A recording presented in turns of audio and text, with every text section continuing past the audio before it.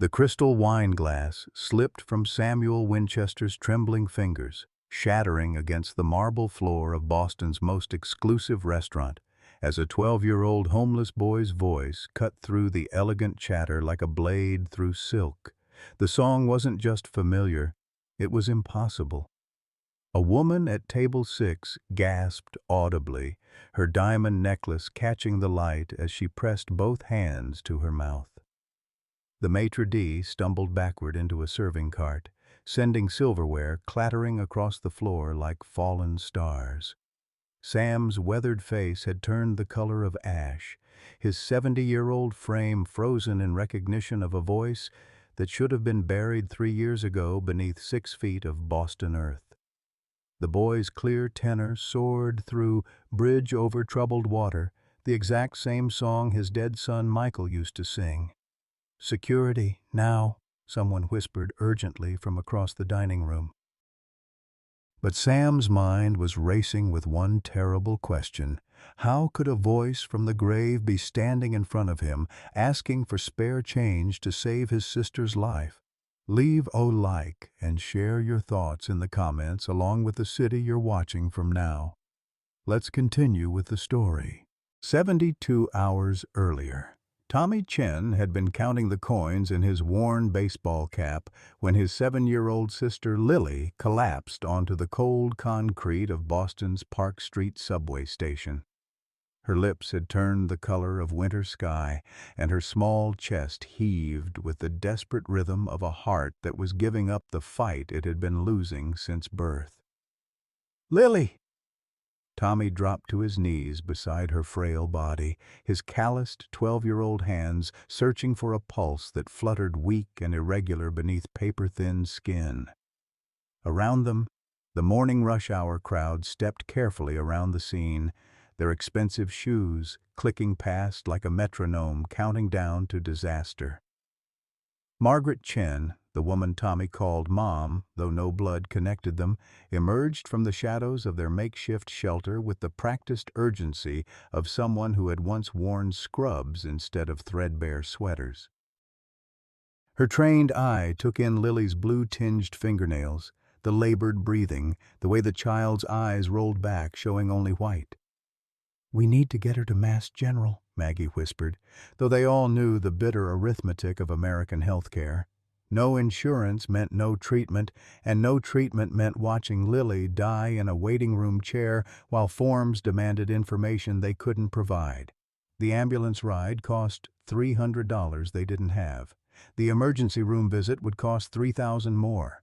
But Dr. Rodriguez's words in the sterile consultation room hit them like a physical blow. "Lily needs immediate surgery to repair multiple heart defects. The procedure costs $50,000 and without insurance." He didn't need to finish the sentence. Tommy stared at the X-ray images on the wall, his sister's tiny heart looking impossibly fragile under the harsh fluorescent lights. In that moment, watching Maggie's shoulders shake with silent sobs, he made the decision that would change everything. His voice, the one gift his forgotten father had left him, would either save Lily's life or destroy what remained of his childhood trying. Across town in his glass-walled penthouse overlooking Boston Harbor, Samuel Winchester sat alone at a dining table built for 8, staring at 2 empty chairs that had been vacant for 3 years. The silence in the room was so complete he could hear his own heartbeat, a lonely rhythm that echoed through rooms filled with everything money could buy, except the only things that mattered. His phone hadn't rung in weeks. His calendar held no appointments beyond mandatory board meetings where younger men discussed his company's future in past tense.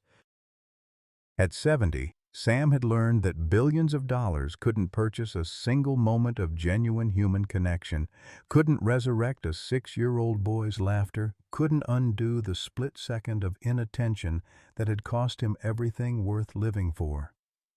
The prescription bottle on his nightstand held 30 pills. He'd been counting them for months, not to take them, but to remind himself that exit strategies existed when the weight of surviving your own child became unbearable. The decision crystallized in Tommy's mind like ice forming on a window, sharp, clear, and irreversible. As he watched Lily's chest rise and fall in the hospital bed, each breath a small miracle that might be her last, he knew his voice was the only currency he possessed that might purchase her life.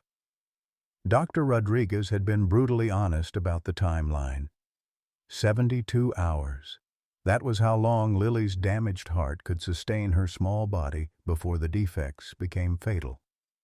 The surgery required a $50,000 deposit before they would even prep the operating room, and Massachusetts General Hospital's financial aid office had already stamped their application with the soul-crushing word "denied" in red ink.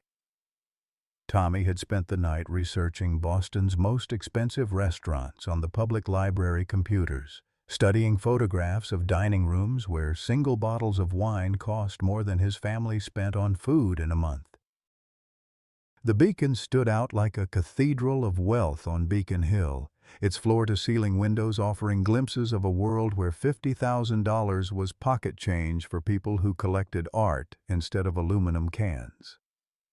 "I'm going to get the money," Tommy announced to Maggie as she dozed fitfully in the uncomfortable visitor's chair beside Lily's bed. The machines monitoring his sister's vital signs beeped steadily, an electronic countdown that made his chest tight with panic. Maggie's eyes snapped open, immediately alert with the instincts of a former trauma nurse. "Tommy, no. We'll find another way. The social worker said there might be programs. By the time they process paperwork, Lily will be dead." The words came out harsher than he intended, but they carried the weight of mathematical certainty. He had learned to calculate survival in increments of hours and dollars, a skill no 12-year-old should master. That evening, Tommy stood outside the Beacon as autumn rain turned Boston's historic streets into rivers of reflected light. Through the restaurant's pristine windows, he watched wealthy patrons laughing over meals that cost more than Maggie made in a week cleaning office buildings. The warmth radiating from inside felt like a physical presence, mocking the cold that had seeped into his bones during months of sleeping in subway tunnels. His reflection in the glass showed a boy who looked older than his years, hollow cheeks and eyes that had seen too much loss. But beneath the surface, exhaustion was something harder, a determination forged in the crucible of watching everyone he loved slowly disappear. Tommy pushed through the heavy brass doors, and the immediate silence felt like stepping into a church. Conversation stopped mid-sentence. Crystal glasses paused halfway to painted lips. The warmth that had beckoned from outside now felt suffocating, thick with the scent of expensive perfume and judgment. The maitre d' materialized beside him with practiced efficiency, his face a mask of polite disdain. "I'm sorry, young man, but this is a private establishment. Perhaps you're looking for the soup kitchen on Washington Street?" Before Tommy could respond, a voice cut through the tension like a blade through silk. "Actually, Marcus, let the boy stay. I think he might provide some entertainment for our little gathering." The voice belonged to Connor Blackwood, whose pharmaceutical fortune had purchased him a table where senators and CEOs came to beg for favors. At 32, Connor possessed the particular cruelty that comes with inherited wealth, the kind that views human suffering as an abstract concept rather than lived reality. Connor's table erupted in anticipatory laughter, the sound sharp and predatory. Tommy recognized the dynamic immediately. He had seen it in schoolyards and shelters, the pack mentality that turned suffering into sport. "Come here, little street musician." Connor gestured with the casual authority of someone accustomed to having his whims indulged. "I heard you performing outside earlier. Quite the voice you have there." Tommy's hands clenched into fists, but Lily's face flashed in his mind, pale and still under hospital blankets. His pride would not pay for her surgery. His dignity would not restart her failing heart. He walked forward on unsteady legs, passing tables where politicians and power brokers pretended not to watch the unfolding spectacle. The restaurant's opulence felt aggressive now, every crystal chandelier and marble surface a reminder of the vast distance between their world and his. "Here's what we're going to do," Connor announced loud enough for the entire dining room to hear. "You want something from us, correct? Perhaps a little charity for whatever sob story brought you here?" He paused, savoring the moment like expensive wine. "I'm a businessman, son. I don't give handouts, but I do pay for quality entertainment." Connor pulled out his wallet, making sure Tommy could see the thick stack of $100 bills inside. "Sing for us. Right here, right now. Make me feel something, anything, and maybe you'll walk out of here with enough to solve whatever pathetic little problem drove you to interrupt our dinner." The challenge hung in the air like smoke, and Tommy knew that everything, Lily's life, his family's survival, his own fractured dignity, depended on what happened in the next few minutes. The humiliation was designed to be public, calculated, and complete. Tommy stood in the center of the Beacon's dining room, every eye in Boston's elite social circle trained on his threadbare clothes and hollow cheeks. The silence pressed against him like a physical weight, broken only by the soft clink of crystal and the whispered anticipation of wealthy spectators preparing to witness a child's degradation. Connor Blackwood leaned back in his leather chair, savoring the power dynamic with the practiced cruelty of someone who had never known want.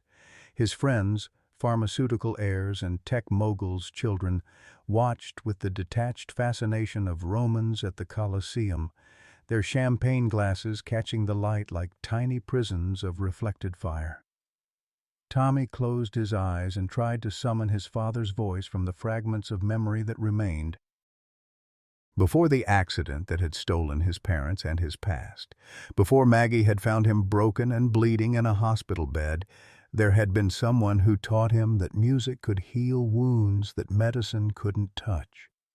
The melody came to him like muscle memory, his father's hands guiding his small fingers across piano keys in a living room that existed now only in dreams. When Tommy opened his mouth, the first note that emerged was pure and clear, cutting through the restaurant's manufactured atmosphere like sunlight through stained glass. He had chosen "Bridge Over Troubled Water," not knowing that 3 years earlier, a 6-year-old boy named Michael Winchester had sung those same words at his elementary school's Christmas concert while his father watched from the back row, too busy checking emails to notice his son searching the audience for approval that never came. "When you're weary, feeling small, when tears are in your eyes, I will dry them all." At table 12, Samuel Winchester's wine glass slipped from nerveless fingers, shattering against the marble floor in an explosion of crystal and Bordeaux that splattered across his $1,000 shoes. The sound seemed to come from another universe as Tommy's voice transported him back to Roosevelt Elementary School, to a gymnasium decorated with paper snowflakes where a little boy with Sam's eyes had performed for parents who were too important to put away their phones. Tommy's voice soared higher, each note carrying the weight of every loss he had endured, every night he had held Lily while she struggled to breathe, every morning he had watched Maggie count pills and pennies with the desperate mathematics of survival. The technique was untrained, but the emotion was surgical in its precision, finding every crack in every heart in the room and prying them open with relentless beauty. "I'm on your side, oh, when times get rough and friends just can't be found." A woman at table 6 began to weep openly, her mascara creating dark rivers down cheeks that had been lifted and tucked into porcelain perfection. She was thinking of her own son, estranged for 5 years over money and pride, and Tommy's voice was asking her why success had cost her the only relationship that mattered. The restaurant's other patrons sat transfixed, their usual masks of sophistication slipping away under the assault of genuine emotion. This wasn't the polished performance they had expected to mock. This was raw human experience transformed into sound, and it was forcing them to remember what they had sacrificed for their positions at these expensive tables. Connor's cruel smile had frozen on his face, his friends no longer meeting his eyes as the power dynamic in the room shifted with tectonic force. He had intended to humiliate a homeless child, but instead found himself exposed before an audience that was beginning to see him clearly for the first time. Like a bridge over troubled water, I will lay me down. Tommy's voice cracked slightly on the final notes, not from technique failure, but from the sheer emotional toll of pouring his soul into a room full of strangers. As the last note faded into silence, he opened his eyes to find a dining room transformed. The predatory atmosphere had been replaced by something approaching reverence, as if they had all witnessed something sacred disguised as entertainment. Samuel Winchester rose from his chair like a man emerging from a trance, his 70-year-old frame moving with sudden purpose through the maze of tables. His face was streaked with tears he hadn't bothered to hide, and his eyes held a recognition that went beyond the mere appreciation of talent. This voice, this impossible, heartbreaking voice, belonged to the son he had killed. The memory hit him with devastating clarity. The rain-slicked intersection 3 years ago, the moment of distraction as he reached for his phone, the sickening impact as his luxury sedan collided with a modest Honda Civic carrying David and Susan Chen home from their son's piano recital. He had paid for the funerals, established trust funds for the surviving child, and spent 3 years trying to drink away the image of a 12-year-old boy lying unconscious in a hospital bed, his parents' bodies cooling in the morgue below. But Tommy had survived, had been adopted by a nurse who couldn't bear to see another child lost to the system, and had somehow found his way into the very restaurant where his parents' killer dined in solitary penance every Friday night. "Son," Sam's voice broke as he knelt before Tommy, ignoring the expensive marble that would stain his suit pants. "What's your name?" "Tommy Chen," the boy whispered, still stunned by the response his performance had generated. The name confirmed what Sam's heart already knew. This was the child he had orphaned, standing before him with the voice of an angel and a sister who would die without the money Sam had in his wallet. The cosmic justice of the moment was so perfect, it felt scripted by a cruel god. "Tommy," Sam repeated, tasting the syllables like a prayer. "You didn't sing for your supper tonight. You saved my life." He stood slowly, his decision crystallizing with each passing second. "Marcus!" he called to the maitre d', his voice carrying the authority of old money and older pain. "From this moment forward, Tommy and his family have unlimited credit at this establishment. Send every bill to me." He turned to face Connor's table where the pharmaceutical heir sat pale and defeated. "And as for these gentlemen, their evening is also my treat. Consider it payment for the education they've received about the difference between wealth and worth." Connor's face flushed with rage and humiliation. The evening that was supposed to establish his dominance had instead revealed his emptiness, and he would not forget the boy who had accomplished in 3 minutes what Connor's 32 years of privilege had failed to achieve, making people see him as he truly was. As Sam placed a protective hand on Tommy's shoulder, neither of them could imagine that Connor's hatred would metastasize into something dangerous, or that the truth about the accident would soon threaten to destroy the fragile hope that had just been born between a guilt-ridden billionaire and the boy whose life he had shattered. The transformation in Tommy's life began with small miracles that felt too fragile to trust. Within hours of their encounter at the Beacon, Samuel Winchester had arranged for Lily's surgery at Massachusetts General Hospital, the $50,000 deposit transferred with the casual ease of someone paying for coffee. Dr. Rodriguez moved Lily to the cardiac intensive care unit, where machines worth more than most houses monitored every beat of her damaged heart, while surgeons prepared to rebuild what genetics had left incomplete. Tommy sat beside his sister's hospital bed, watching her sleep peacefully for the first time in months. The morphine had finally silenced the labored breathing that had haunted their nights, and her face held the serene expression of a child dreaming of tomorrow instead of fighting for tonight. Maggie dozed in the reclining chair nearby, her weathered hands still clutching the rosary beads she had worn smooth with desperate prayers. Sam arrived at dawn with coffee and fresh clothes, his presence in the sterile hospital room as incongruous as a symphony in a subway tunnel.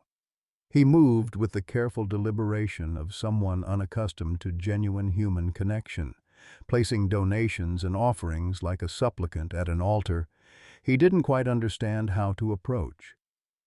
"The surgery is scheduled for tomorrow morning," he said quietly, settling into the visitor's chair with the awkward grace of wealth learning to exist in ordinary spaces.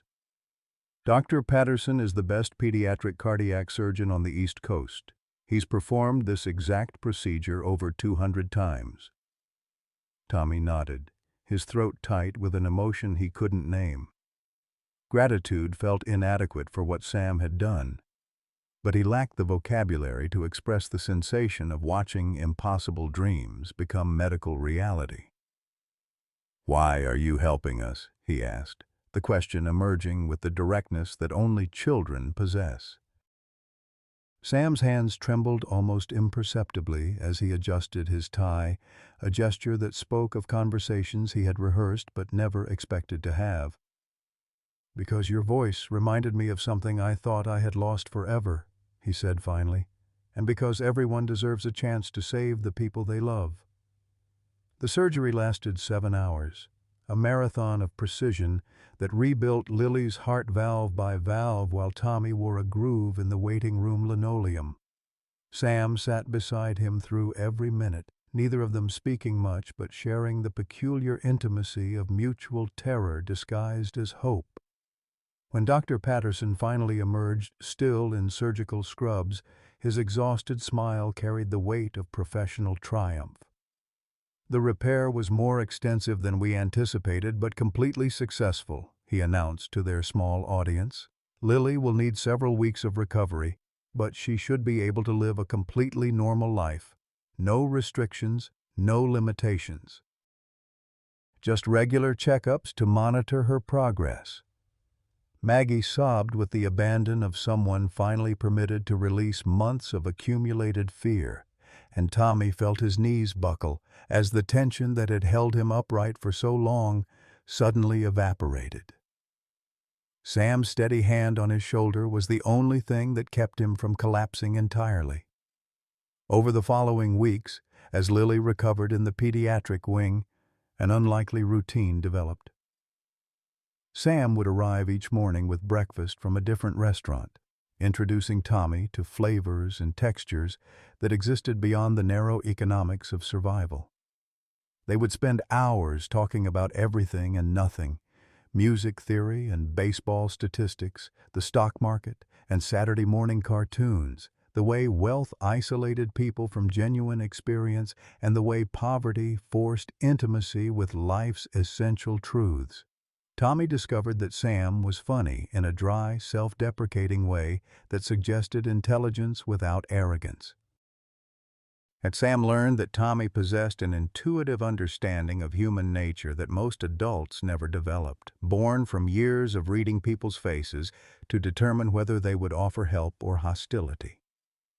Their relationship deepened with the natural progression of two people discovering they filled spaces in each other's lives they hadn't realized were empty. Sam began teaching Tommy to play chess, a game that revealed both the boy's strategic mind and his instinctive generosity. He often sacrificed his own pieces to protect others, even when it cost him victory. Tommy introduced Sam to the music that lived in Boston's streets, from the subway musicians who played for commuter coins to the church choirs that transformed suffering into something approaching transcendence. But their growing bond existed in the crosshairs of Connor Blackwood's expanding rage. The pharmaceutical heir had not forgiven his public humiliation at the Beacon, and Tommy's continued presence in Sam's life served as a daily reminder of his own emptiness. Connor began employing the tools that wealth provided for those inclined toward destruction: private investigators to dig into the family's background, media contacts to plant stories about inappropriate relationships between elderly billionaires and homeless children, and social workers who could be convinced that concerned citizens had legitimate worries about vulnerable minors. The first attack came through the Boston Globe's society section, where a columnist with gambling debts and flexible ethics published an insinuating piece titled "The Billionaire and the Street Child, a Relationship Raising Questions." The article stopped just short of explicit accusations while managing to suggest everything from financial exploitation to more sinister possibilities. It painted Sam as a lonely old man possibly taking advantage of desperate children, and portrayed Tommy as either a calculating manipulator or a victim too naive to understand his own exploitation. Tommy read the article on his phone in Lily's hospital room, watching his reflection fracture into something unrecognizable under the harsh fluorescent lights. The words transformed every kindness Sam had shown into something twisted and wrong, every moment of genuine connection into potential evidence of impropriety. "They're going to take Lily away from us," Maggie whispered, her voice carrying the particular terror of someone who had seen the child welfare system consume families like theirs. "Once they start investigating, they don't stop until they find something to justify their suspicions." The social worker arrived the next morning with a clipboard and the kind of professional smile that concealed bureaucratic daggers. Jennifer Martinez was young enough to still believe the system could save children and experienced enough to know it often destroyed them instead. She interviewed Tommy with the methodical thoroughness of someone trained to find dysfunction in any deviation from middle-class norms. "Can you tell me about your relationship with Mr. Winchester?" she asked, pen poised over forms that would determine his family's fate. "How often do you see him? What kinds of activities do you do together?" Tommy tried to explain the chess games and music lessons, the quiet conversations about books and dreams, the way Sam listened to his worries about Lily with the attention of someone who understood that love could be both a strength and a vulnerability. But, filtered through official language and regulatory suspicion, their friendship began to sound like something requiring intervention rather than protection. Meanwhile, Connor's campaign escalated beyond mere newspaper innuendo. He hired security firms to document Sam's movements, creating detailed reports of every interaction with Tommy's family. He established anonymous tip lines that encouraged concerned citizens to report suspicious behavior, then used pharmaceutical industry connections to ensure those tips reached the right desks at Child Protective Services. The investigation that followed was thorough and devastating in its clinical precision. Social workers interviewed hospital staff about Sam's frequent visits, questioned teachers about Tommy's sudden absence from public school, and analyzed financial records to determine whether gifts and assistance constituted appropriate charity or something more troubling. Sam found himself defending the most natural relationship he had experienced in years to people trained to view his wealth as inherently corrupting and his childlessness as potentially predatory. Every gesture of kindness was recontextualized as manipulation, every moment of genuine connection reframed as possible grooming. The irony was lost on no one that Connor's cruelty was being validated by institutions designed to protect children from exactly the kind of person Connor had revealed himself to be. As the investigation intensified, Tommy began to understand that loving someone sometimes meant protecting them from the consequences of that love.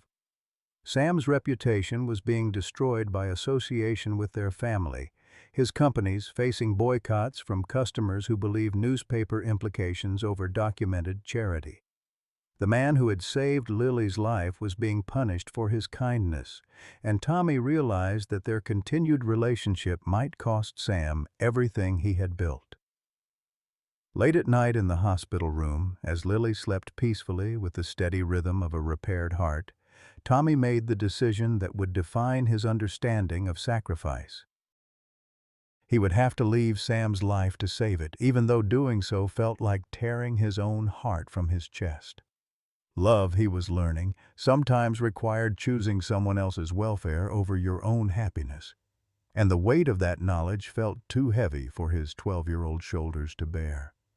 The final blow came when Connor's investigators discovered the sealed records of Tommy's adoption, the mysterious circumstances surrounding his parents' death, and the financial arrangements that had supported Maggie's care for him over the past 3 years. They had found the connection that would destroy them all, though they didn't yet understand the true scope of the devastation their discovery would unleash. The charity gala at Boston Symphony Hall represented everything Samuel Winchester had once believed money could accomplish. A glittering monument to philanthropy where the city's elite gathered to purchase absolution with tax-deductible generosity. Crystal chandeliers cast rainbow fragments across designer gowns worth more than most annual salaries, while waiters in white gloves served champagne that cost more per bottle than Tommy's family had spent on food in their entire lives.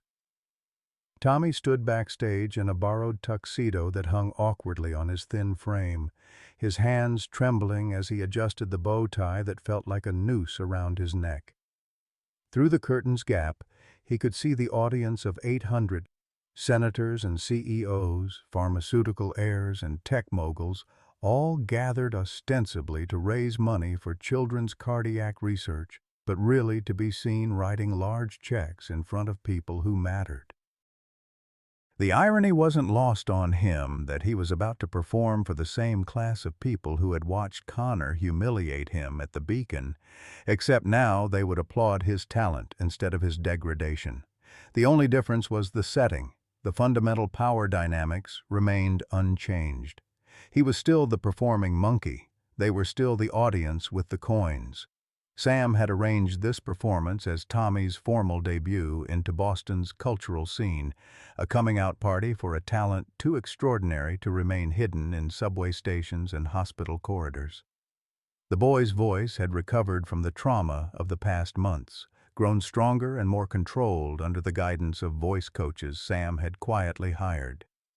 Tonight was meant to be triumph, vindication, and the beginning of opportunities that could lift Tommy's entire family into a different kind of life. But Connor Blackwood had other plans. The pharmaceutical heir sat in the front row with the predatory patience of a spider waiting for the perfect moment to reveal the web he had spent months weaving. His investigation had uncovered everything. The sealed adoption records, the mysterious financial arrangements, the accident reports that had been buried beneath legal settlements and non-disclosure agreements. He knew exactly who Tommy really was, who Sam really was, and what their relationship truly meant. More importantly, Connor had discovered the truth about his own father's death. As Tommy walked onto the stage, the applause was warm and expectant. These people had read the carefully crafted narrative in their programs, the homeless boy with the golden voice, the generous billionaire who had recognized his talent, the sister whose life had been saved by the power of music to move hearts and open wallets. It was a perfect story for people who needed to believe their wealth served a higher purpose. Tommy began with amazing grace, his voice soaring through the concert hall with the purity that had first captivated Sam at the Beacon. The audience sat mesmerized as he transformed the familiar hymn into something approaching religious experience. Each note carrying the weight of genuine suffering transformed into transcendent beauty. This wasn't performance for its own sake, this was testimony made audible. From his box seat, Sam watched with the pride of a father and the terror of someone who knew their happiness was too fragile to survive the truth. He had spent 3 years learning to live with guilt, but watching Tommy sing, Knowing who the boy really was felt like being slowly flayed alive by his own conscience. Halfway through the second song, Connor Blackwood stood and walked deliberately toward the stage. His movement caused a ripple of confusion through the audience. This wasn't part of the program. Security moved to intercept him, but Connor's pharmaceutical fortune had purchased him access to places and people that normal wealth couldn't reach. He had board members and judges in his pocket, media owners who owed him favors, politicians whose campaigns he had funded. "Ladies and gentlemen," Connor's voice carried easily through the concert hall's perfect acoustics as he commandeered a microphone meant for donor acknowledgments. "Before we continue this evening's entertainment, I think you deserve to know exactly who you're applauding." Tommy's voice faltered, the melody dying in his throat as Connor's words hit him like physical blows. The boy's eyes found Sam's across the darkened hall, confusion and dawning terror reflected in features that still carried traces of childhood innocence. "3 years ago," Connor continued, his voice carrying the practiced cadence of someone delivering a prepared speech, "Samuel Winchester was driving under the influence when he struck and killed David and Susan Chen, parents of the young man you've been watching perform tonight. Tommy Chen is the son of the people Sam Winchester murdered." The silence that followed was absolute and devastating. 800 of Boston's most powerful citizens sat frozen in their seats, minds struggling to process the impossible reversal of their evening's narrative. The generous philanthropist was revealed as a killer. The inspiring rescue story transformed into something approaching blood money. But Connor wasn't finished. "What Mr. Winchester hasn't told anyone," he continued, savoring each word like expensive wine, "is that David Chen wasn't the only person he killed that night. My father, Richard Blackwood, was in the car behind the Chens when Winchester's Bentley ran the red light. The collision killed him instantly, leaving me an orphan, just like young Tommy here." The second revelation hit the audience like a physical wave. This wasn't just about hidden guilt and secret charity. This was about two boys whose lives had been destroyed by the same moment of wealthy recklessness, now standing in the same room where one had become the other's unknowing benefactor. Tommy's legs gave out and he sank to his knees on the stage as the full weight of Connor's revelations crashed over him. Every kindness Sam had shown, every moment of connection they had shared, every gesture of paternal affection, all of it was revealed as the guilty conscience of a murderer trying to purchase redemption with the blood money of the child he had orphaned. Sam rose from his seat like a man walking to his execution, his face ashen in the stage lights. The audience watched in horrified fascination as he made his way down the aisle toward the stage where Tommy knelt in his borrowed tuxedo, looking like a broken doll whose strings had been cut. "Tommy," Sam's voice broke as he reached the edge of the stage, every syllable carrying 3 years of accumulated guilt and genuine love twisted into something unrecognizable. "I wanted to tell you. I tried to find the words, but there were never the right words for what I had done." But Tommy was beyond hearing explanations. The boy who had learned to read people's faces for survival looked at Sam and saw only the man who had stolen his parents, his memories, his entire life before Maggie had scraped him together from the wreckage. The voice that had saved Lily, that had brought them together, that had created the only family happiness Tommy could remember. It was all built on a foundation of lies and death. Connor's smile was victorious as he watched the destruction he had orchestrated. He had waited 3 years for this moment, spent millions of dollars and called in favors from half of Boston's power structure, all for the pleasure of watching Samuel Winchester's world burn as completely as his own had burned that rainy Tuesday evening. The media feeding frenzy began immediately. Camera phones emerged throughout the audience, capturing Tommy's breakdown and Sam's anguished confession for immediate broadcast to social media platforms that would turn their tragedy into trending hashtags within hours. By morning, their story would be international news. The billionaire who had killed a boy's parents and then manipulated him with fake charity. The child who had unknowingly befriended his family's destroyer. Security finally reached the stage, but the damage was complete. Tommy was helped to his feet by paramedics who recognized shock when they saw it, while Sam was quietly escorted away by his own security team as police sirens began to wail in the distance. Connor stood alone at center stage, having achieved the destruction he had craved, but discovering that revenge tasted nothing like the satisfaction he had imagined. The charity gala meant to celebrate Tommy's voice became the scene of its apparent destruction, the place where a found family was torn apart by the truth about how it had been forged. And in the aftermath, as Boston's elite filed out in stunned silence and social media exploded with competing narratives of guilt and justice, one question remained unanswered: whether love built on truth could be stronger than love built on lies, or whether some betrayals were too fundamental to survive. The aftermath of Connor's revelation fell like a nuclear winter over Tommy's world. Within hours of the charity gala disaster, social media had transformed their tragedy into a viral sensation, with hashtags like #BloodMoney and #GuiltyBillionaire trending across platforms where strangers dissected their pain with the casual cruelty of people consuming entertainment rather than witnessing human destruction. Tommy returned to the subway tunnel beneath Park Street Station, but the concrete walls that had once provided shelter now felt like a tomb.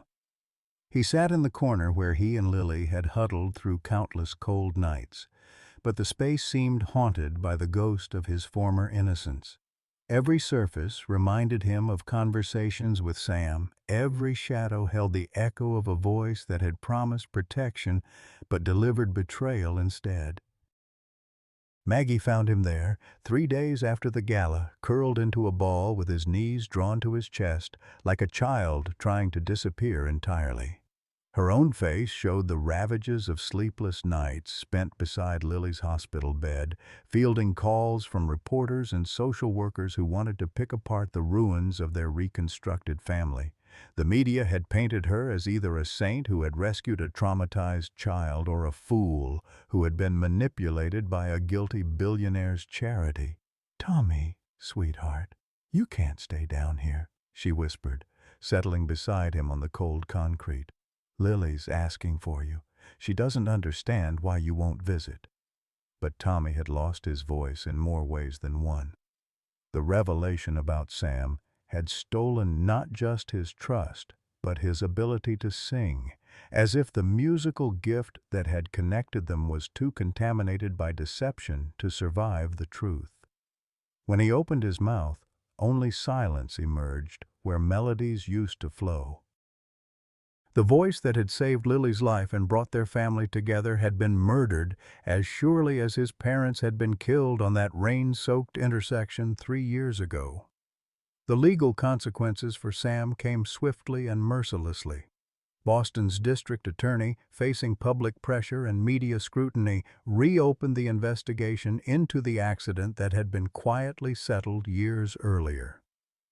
The non-disclosure agreements that had kept the details buried crumbled under the weight of Connor's public revelations, and suddenly every aspect of that terrible Tuesday evening was dissected in newspapers and cable news programs.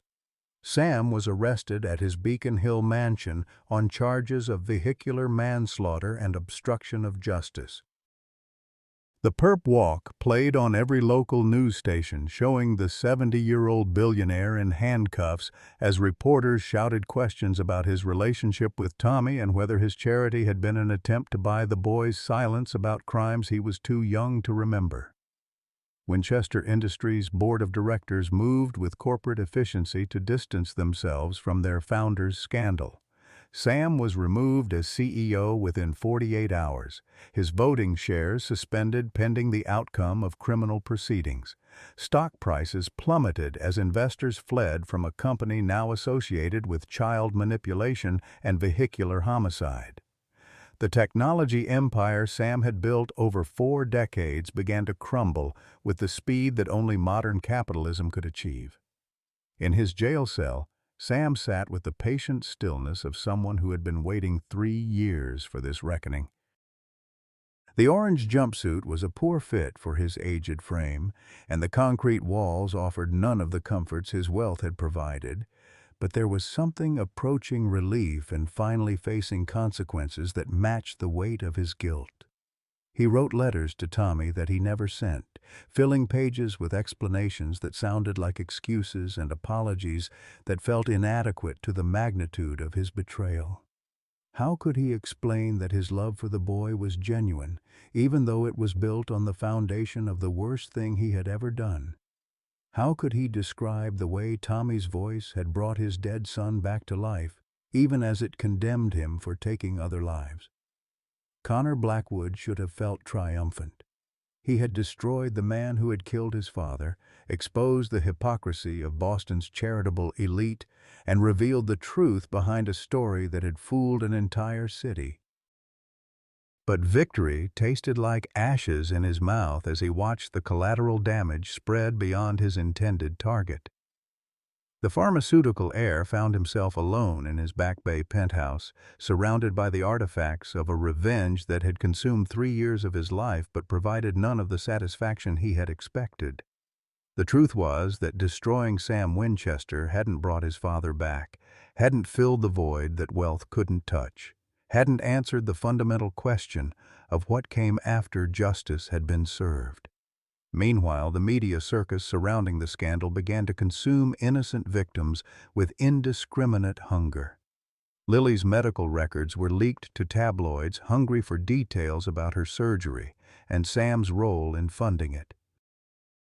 Hospital staff were interviewed about the unusual relationship between the billionaire and the Chen family, their comments twisted into implications of impropriety even when they described nothing more than appropriate concern for a child's welfare.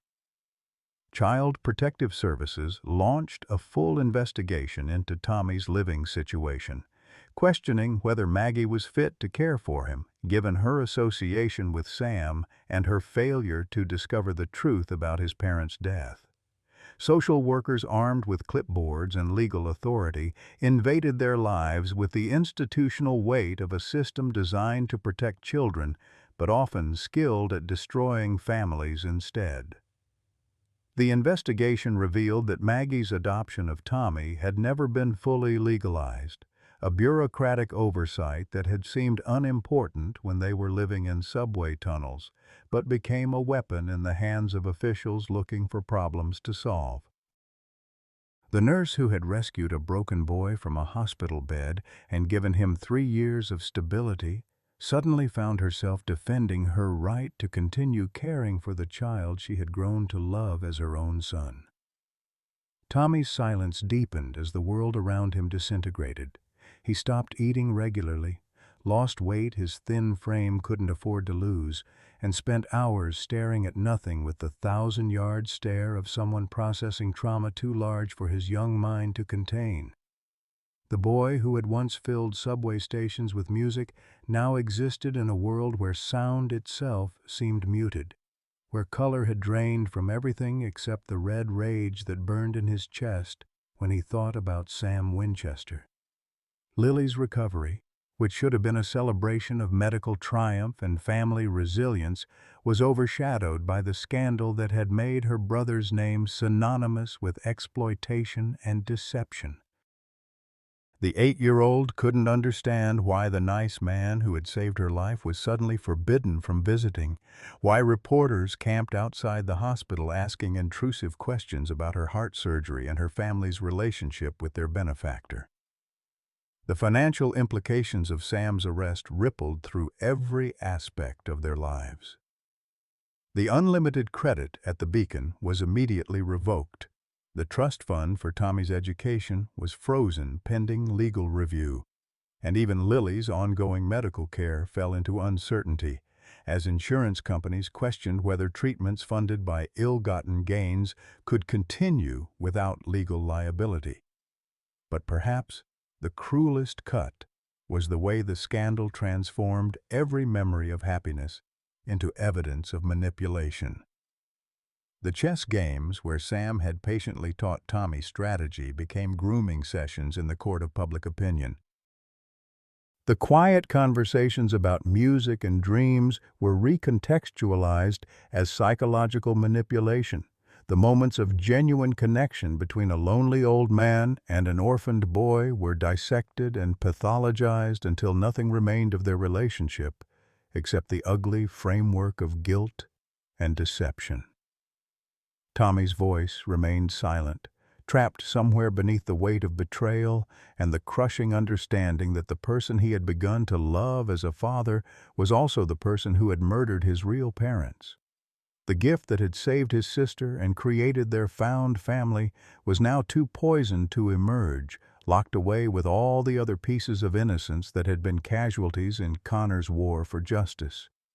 As winter settled over Boston, bringing the kind of cold that cut through inadequate clothing and insufficient shelter, Tommy faced the possibility that some betrayals were too fundamental to survive, and that some voices, once broken, could never be made whole again. The truth began to emerge not through dramatic revelation, but through the slow, methodical work of a dying woman who had kept secrets for 3 years and could no longer bear their weight. Maggie Chen sat in the sterile oncology waiting room of Massachusetts General Hospital, the same building where Lily had been saved and where Tommy's innocence had been shattered, clutching test results that confirmed what her body had been telling her for months. Stage 4 pancreatic cancer. 6 weeks, maybe 8, if she was fortunate. The irony wasn't lost on her that she would die in the same place where she had once worked as a trauma nurse, saving other people's children while preparing to leave behind the boy she had rescued from the wreckage of his own shattered life. But first, she had to tell Tommy the truth about everything. She found him in the pediatric ward, sitting beside Lily's bed as he had every day since his voice had abandoned him. His sister was recovering well from the surgery. Her color returned and her breathing easy, but she remained hospitalized due to complications arising from the media circus surrounding their family. Social workers insisted on monitoring her condition while they determined the family's legal status, and reporters still lurked in hospital corridors hoping for photographs or quotes. "Tommy," Maggie said quietly, settling into the chair that had become her second home. "We need to talk, really talk, about things I should have told you years ago." The boy looked up with eyes that seemed decades older than his 12 years, hollow with the kind of pain that came from learning the world was fundamentally different than he had believed. He had lost not only his voice but his ability to trust that adults would protect him from truths too devastating to bear. Maggie pulled a manila envelope from her purse, its contents representing 3 years of carefully preserved secrets. Inside were hospital records, police reports, and legal documents that told the real story of what had happened the night Tommy's parents died, and how he had come to be her son in everything but law. "Your parents weren't killed by Samuel Winchester," she began, her voice steady despite the magnitude of what she was revealing. "They were killed by Richard Blackwood, Connor's father, who was driving drunk after a pharmaceutical industry dinner. He ran the red light at Commonwealth in Arlington, struck your parents' Honda, and died when his Mercedes flipped and caught fire." Tommy's face showed no reaction, as if his capacity for shock had been completely exhausted by Connor's revelations at the charity gala. But his eyes focused on Maggie with the intensity of someone grasping for any solid truth in a world that had proven itself to be built on quicksand. "Sam Winchester was driving behind your father," Maggie continued, opening the first police report and pointing to the witness statements that had never been made public. "He was the first person to reach your parents' car. He pulled you out of the wreckage while your mother was still alive, held you while the paramedics worked on your father, stayed with you in the ambulance even though he didn't know who you were." The medical records painted a different picture than the narrative Connor had constructed. Sam Winchester hadn't been a perpetrator but a witness, someone who had arrived at Massachusetts General Hospital covered in Tommy's blood and refusing to leave until doctors assured him the child would survive. Why didn't he tell me? Tommy's voice was barely a whisper, the first words he had spoken since the gala. Why let everyone think he killed them? Maggie's hands trembled as she opened the legal documents that explained Sam's 3-year silence. Richard Blackwood had been conscious for several minutes after the crash, long enough to beg Sam to protect his son Connor from learning that his father had died while driving under the influence. The pharmaceutical fortune was built on a reputation for safety and responsibility. A drunk driving death would destroy not only the family's legacy, but Connor's inheritance and the livelihoods of thousands of employees. Sam had made a promise to a dying man, agreeing to let the insurance companies and lawyers construct whatever narrative would protect Connor from the truth. The legal settlements had been structured to appear as though Sam was accepting responsibility, when in reality he was paying Richard Blackwood's debts from his own pocket to preserve a young man's future. Connor spent 3 years hating the wrong person, Tommy said, understanding beginning to dawn in his eyes. And Sam let him do it because he promised his father he would protect him. But the documents revealed an even deeper layer of deception. The trust funds, medical payments, and charitable support that had sustained Tommy's family weren't guilt money from a wealthy killer. They were the careful provisions of someone who felt responsible for surviving when others hadn't. Sam had been paying for Tommy's care not because he had caused the accident, but because he couldn't live with the knowledge that a child he had saved was still suffering. Maggie pulled out the final document, one that would destroy the last foundation of Tommy's understanding about his own identity. The adoption papers were incomplete not because of bureaucratic oversight, but because she had never been legally authorized to adopt him. Margaret Chen was not a distant relative who had taken in her orphaned nephew. She was the emergency room nurse who had been assigned to Tommy's case and had falsified records to take him home when no relatives could be located.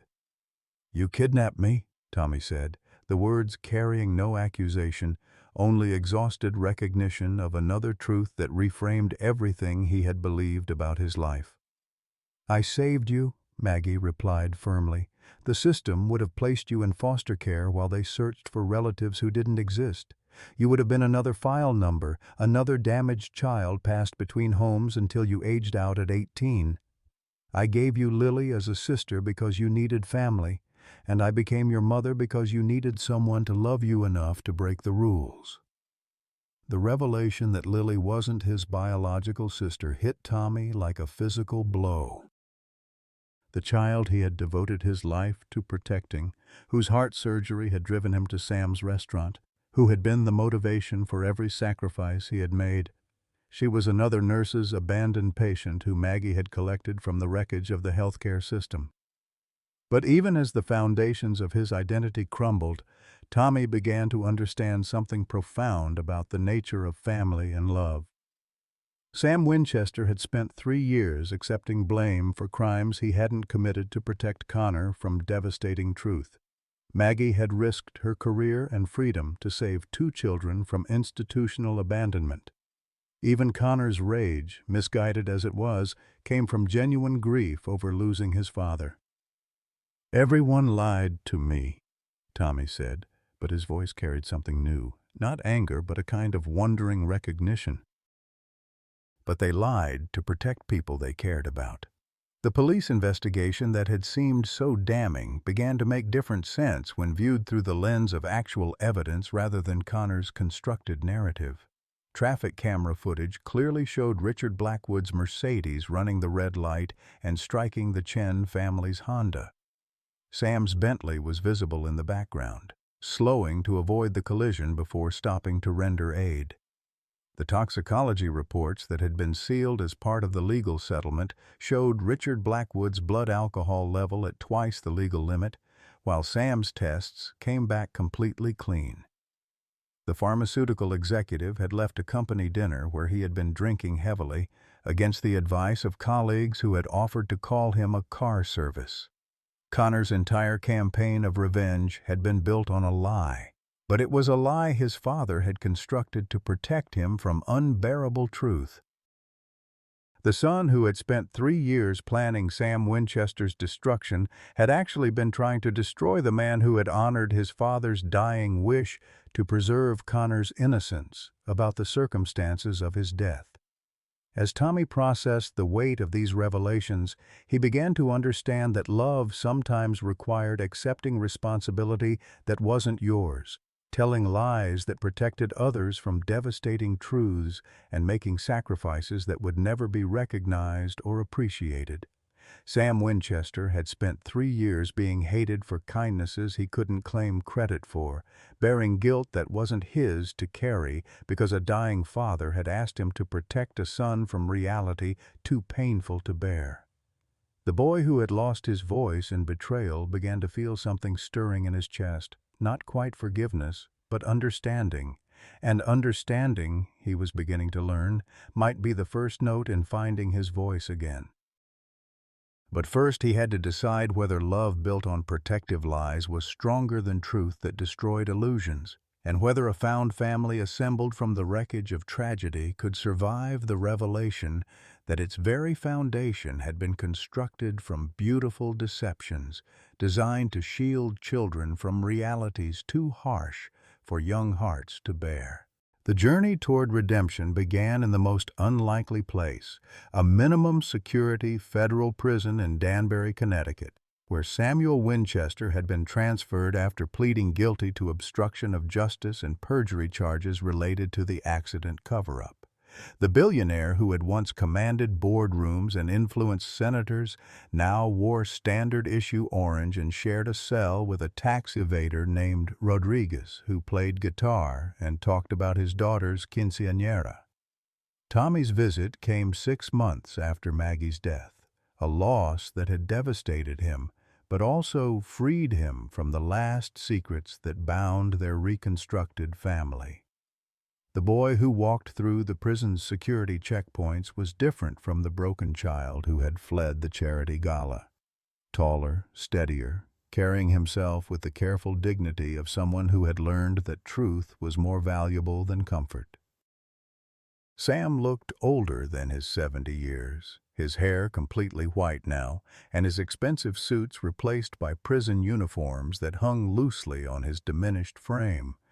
But his eyes held something they hadn't contained in 3 years of guilty freedom, a kind of peace that came from finally facing consequences that matched his sense of responsibility.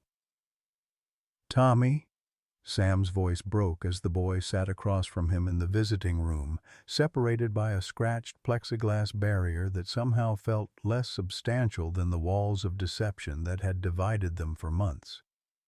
"I'm sorry doesn't cover what I owe you. I don't know how to begin making amends for the lies."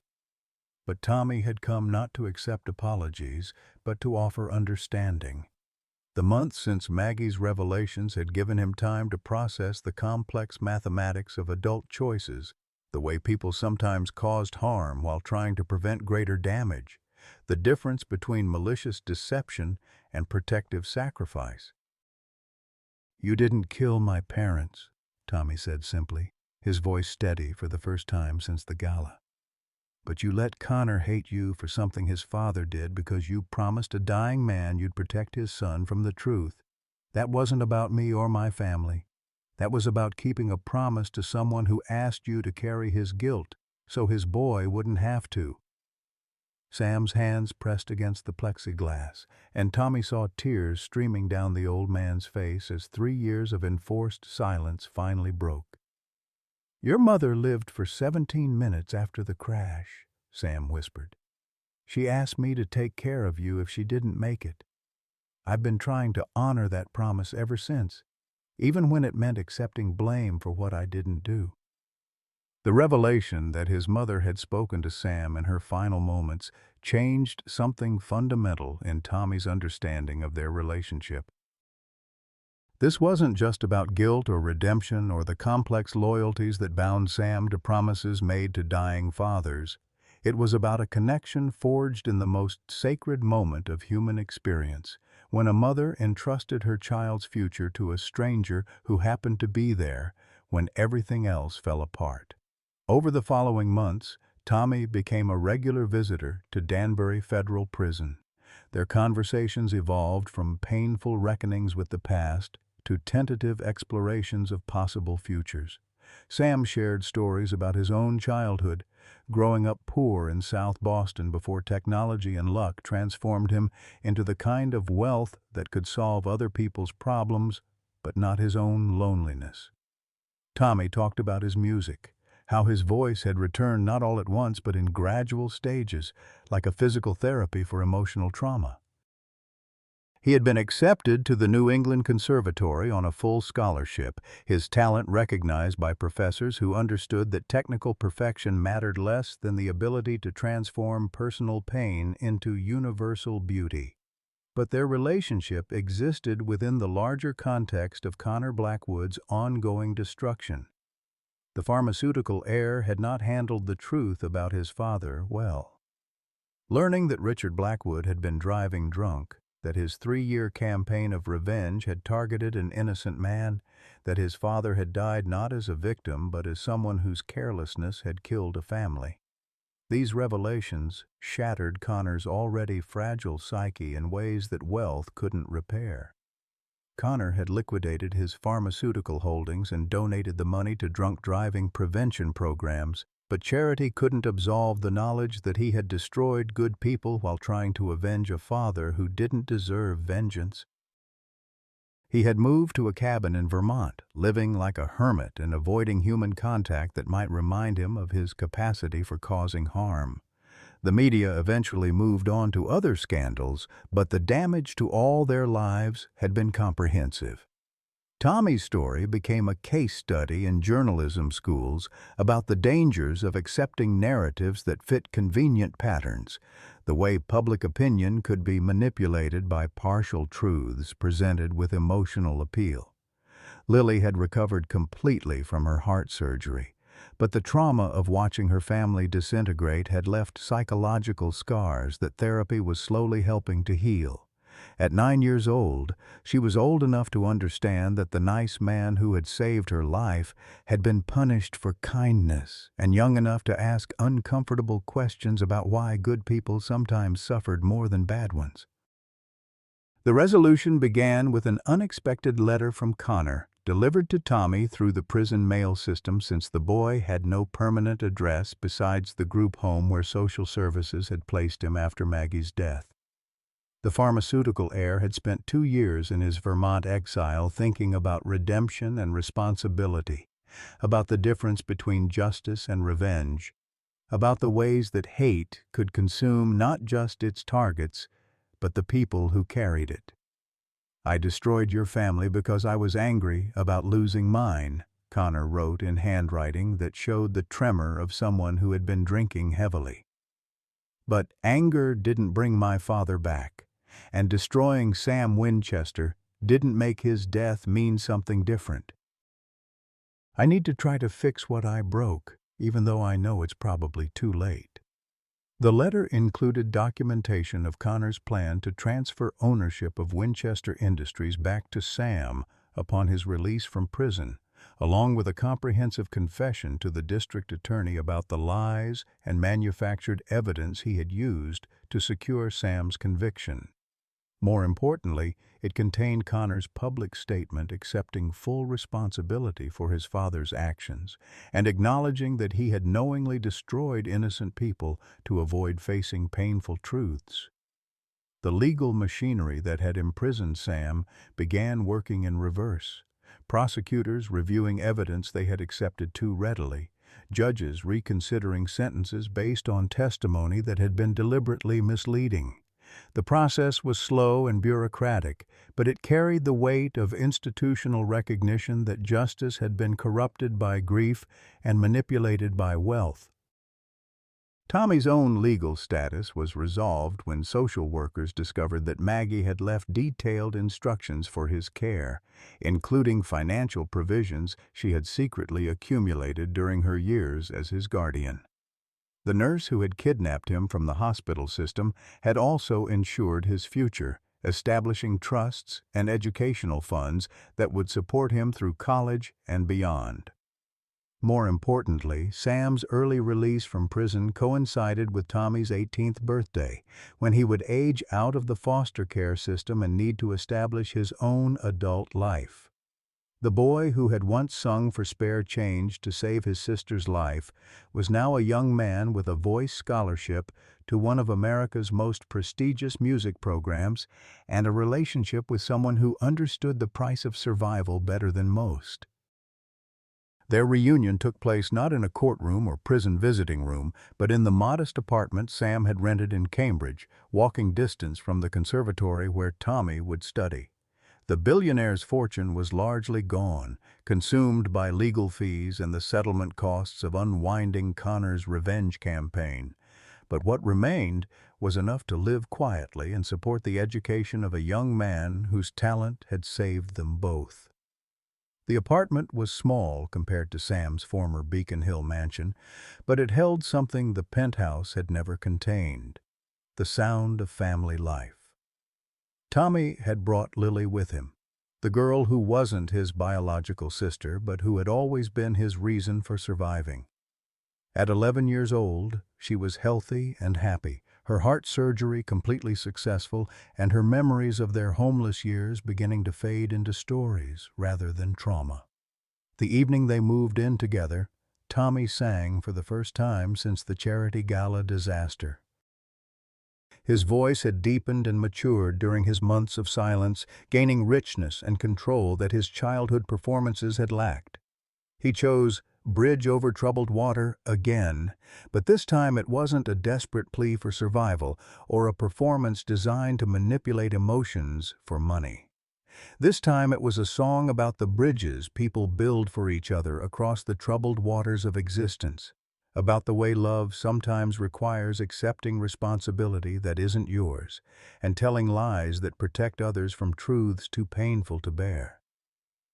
It was about found families assembled from the wreckage of tragedy, about redemption that comes not through punishment, but through understanding, about the difference between justice and vengeance. Sam accompanied him on the old upright piano that had come with the apartment, his fingers finding harmonies that supported rather than competed with Tommy's voice. They were joined by Lily, whose own voice had developed a sweet clarity that complemented her brother's deeper tones. Together, they created the sound of something that had never existed before. A family that had chosen each other not because of blood or obligation, but because they had learned that love was strongest when it was freely given rather than expected. The final movement of their story played out not in dramatic confrontations or legal victories, but in the quiet accumulation of ordinary moments. Sam attended Tommy's conservatory recitals, sitting in audiences filled with parents whose relationships with their children had never been tested by the kind of trauma that forged unbreakable bonds. Tommy helped Sam navigate the strange territory of living on a budget, teaching the former billionaire how to shop for groceries and use public transportation with the skills he had learned during their homeless years. Connor Blackwood eventually emerged from his Vermont exile, transformed by solitude and sobriety into someone capable of genuine remorse rather than self-destructive guilt. His attempts to make amends were initially rejected by the family he had nearly destroyed, but time and consistent demonstration of change eventually earned him a place on the periphery of their reconstructed life, not as a friend, but as someone whose journey toward redemption paralleled their own healing. The voice that had begun as a desperate attempt to save a dying sister became the foundation for a career that would touch thousands of lives. Tommy's performances at the New England Conservatory drew audiences who came not just for technical excellence, but for the emotional honesty that transformed every song into testimony about the human capacity for survival and grace. Years later, when Tommy had become a respected performer and voice teacher, when Sam had found purpose in mentoring other young artists, when Lily had followed her own path into medicine inspired by the doctors who had saved her life, They would still gather for Sunday dinners in that modest Cambridge apartment. The conversations around their table covered ordinary topics: work and weather, books and baseball, the small victories and minor frustrations that fill most people's lives. But underneath the surface, normalcy was the deeper current of understanding that connected them, the knowledge that they had survived the worst that life could offer and chosen to build something beautiful from the wreckage. Their story had no villains in the end, only people who had made terrible choices while trying to protect others from pain, who had caused harm while attempting to prevent greater damage, who had learned that redemption was possible but never easy. It was a story about the difference between truth and justice, between love and possession, between the families we're born into and the families we choose to create.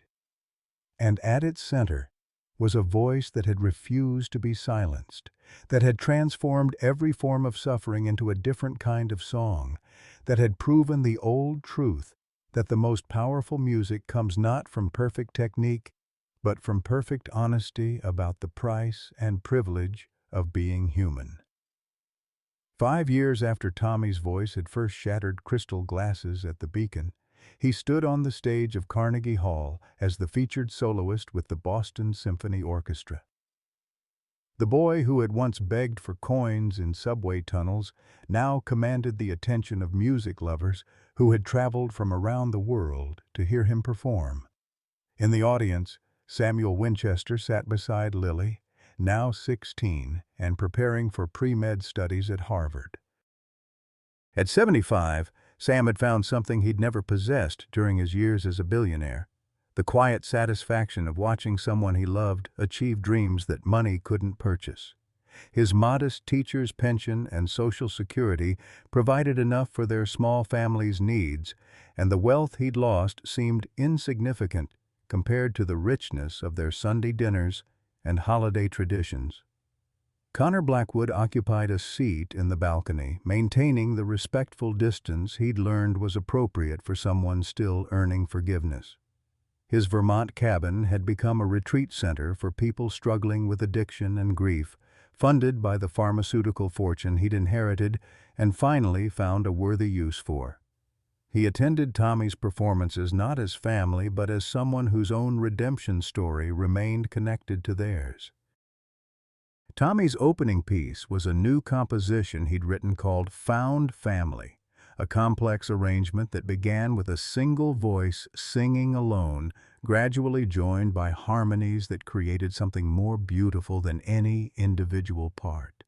The melody incorporated fragments of Bridge Over Troubled Water, transformed into something entirely original, yet recognizably rooted in the song that had started their journey. As his voice soared through the concert hall, Tommy felt the presence of everyone who had shaped his path. Maggie, who had loved him enough to break rules; his birth parents, whose final gift had been asking Sam to care for their son; even Richard Blackwood, whose tragic mistake had set in motion events that ultimately created the family now gathered to celebrate Tommy's success. The performance concluded with a standing ovation that lasted 7 minutes, but Tommy's eyes found only the faces that mattered: Sam wiping away proud tears, Lily beaming with the joy of someone whose heart had been both literally and figuratively healed, Connor offering a small nod of acknowledgement from his distant seat. After the concert, they walked together through Central Park, a found family created from tragedy, but sustained by choice. Tommy carried his voice teacher's business card, already planning the studio where he would pass on the gift that had saved them all. Not just the technical ability to create beautiful sounds, but the understanding that music's real power lay in its capacity to transform pain into connection, isolation into belonging, and strangers into family. Their story had taught them that love didn't require blood relations, that redemption was possible for anyone willing to face their mistakes, and that sometimes the most beautiful music emerged from the most broken places. The voice that had once begged for survival now celebrated the truth they had all learned: that happiness wasn't the absence of pain, but the presence of people who chose to stay through the healing. Message for American seniors. This story reminds us that our deepest connections often form not through shared DNA, but through shared struggles and the choice to love despite imperfection. Like Sam Winchester, many of us carry guilt from decisions made in moments of crisis, watching opportunities with our children slip away while we pursued success that felt urgent but proved hollow. Tommy's journey shows us that redemption isn't about erasing the past, but about choosing to build something meaningful from whatever remains. Whether it's reaching out to estranged grandchildren, mentoring young people who need guidance, or simply recognizing that wealth means nothing without relationships to share it with, we still have time to create the families our hearts need. The most profound truth here is that love multiplies rather than divides. Opening our hearts to chosen family doesn't diminish our love for blood relatives, but enriches our capacity for connection. At 55, 65, or 75, we're not too old to become someone's Sam Winchester, offering wisdom and support to younger people navigating struggles we remember all too well. Discussion questions. Have you ever discovered that a relationship you thought was built on one foundation was actually rooted in something completely different? And how did that change your understanding of love and family? What opportunities do you see in your own life to become a mentor or chosen family member to someone who needs what your experience and wisdom can offer? Please share your thoughts and experiences in the comments below. Your stories matter and might inspire others who need to hear them.